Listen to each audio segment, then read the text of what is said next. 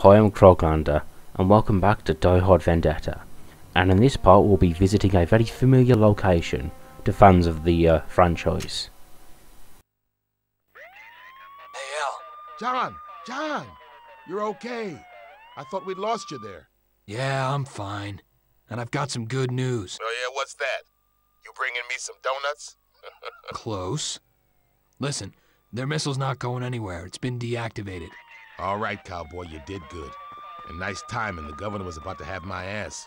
I'll put a stop to the cash handover. Wait, Al, don't hang up. You gotta stall him. Gruber might not know yet, and he's got Lucy. We can use this to our advantage. 10-4, cowboy. I'll take care of it.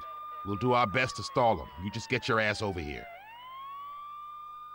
All bets are off, Gruber. McLean sabotaged the rocket. What? No! What does it take to kill that man?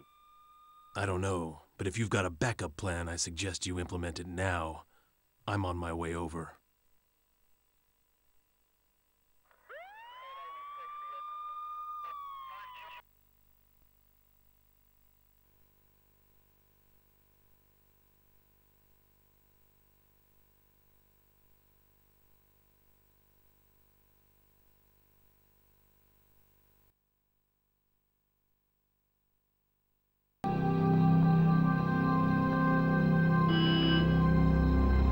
Deja vu.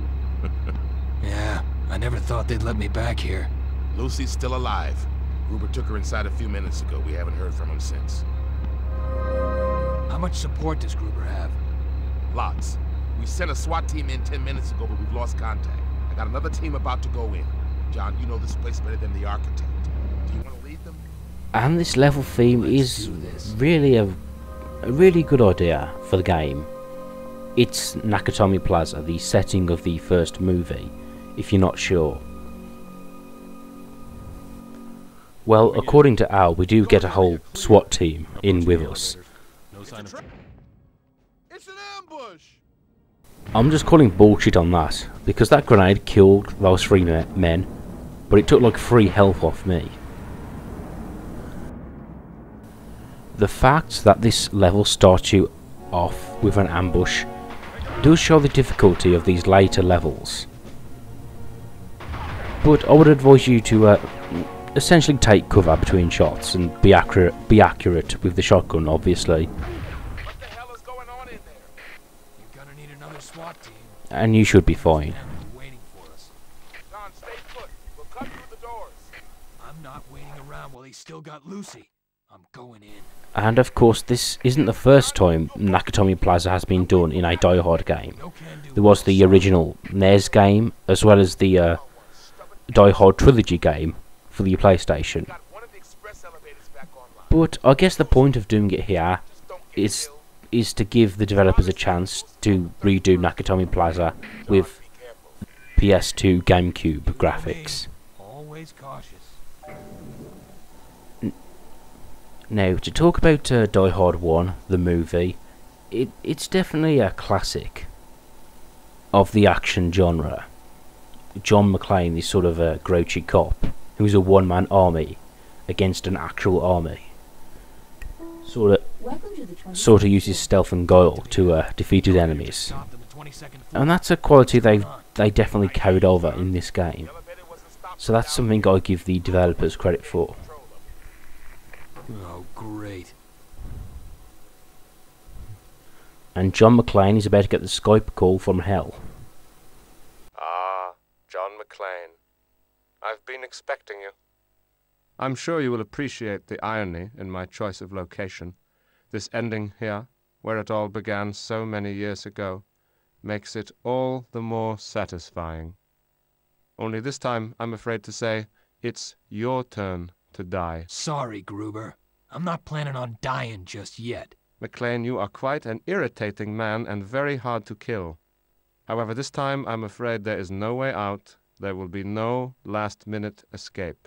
I was going to allow you the opportunity to say goodbye to your daughter, but seeing as how she will be joining you shortly anyway, what's the point? Fuck you, Gruber! You're a fucking dead man! Goodbye, Officer John McClane.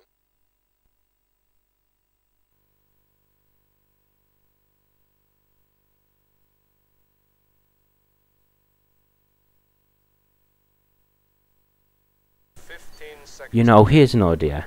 Next time you try and kill someone, don't give them 15 seconds to escape. Although I do say that, if we find out later, Piet has his own reasons for keeping John McClane alive. John, what's going on?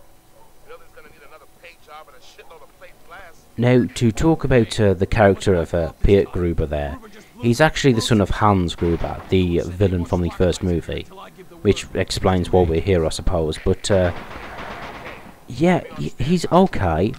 But my main problem with that character is that he's just there to be a rehash of the original villain, who of course was played in the original movie by Alan Rickman. The villain, well, the actor who always plays the villain, like the Sheriff of Nottingham in Prince of Thieves, as well as the Snape character from the Harry Potter franchise.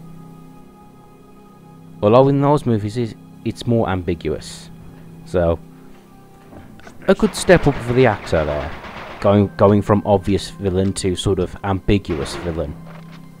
Or is he a villain?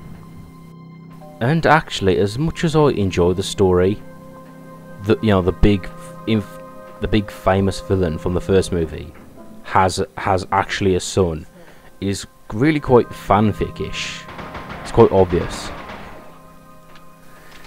You know, if he didn't have a son, I guess he would have had like an even eviler brother. Then it doesn't help the fact that the son character seems to have the same personality as his father. So, yeah, not really much of a difference, really.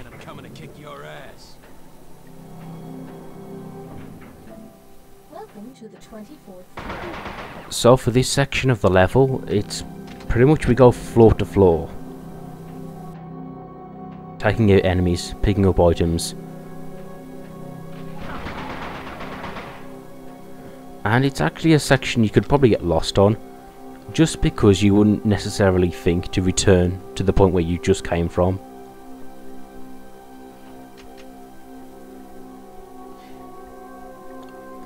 So we seem to go on this sort of tour of the floors. First floor, mercenaries. Second floor, medkits. C4. Can't blow up the same building twice. And we just picked up the C4 and triggers, these sort of remote control bombs, which I used in an earlier part. I do find a use for them, but most of the time in this level, it's best just to shoot the enemies. Welcome to the 25th floor. Now these guys are obstacles which appear more in the later levels. These guys with the miniguns. We've seen them before, but their placement is a bit more intense this time round. Because from this point on in the game, they tend to be pointed directly at you as you're coming out of a doorway. Now at this point, I think you're supposed to get behind the minigun. But when I tried that before, I found that the enemies just shot me while I was shooting at them. So yeah, I just stick to the machine guns.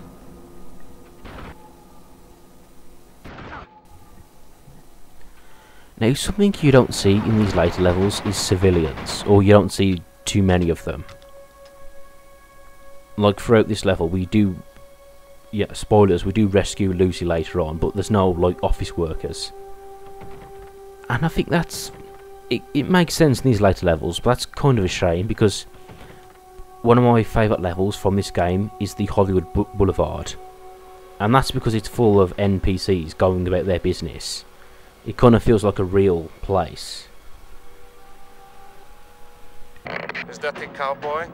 Is it the cowboy? Yeah, and I'm coming to kick your ass.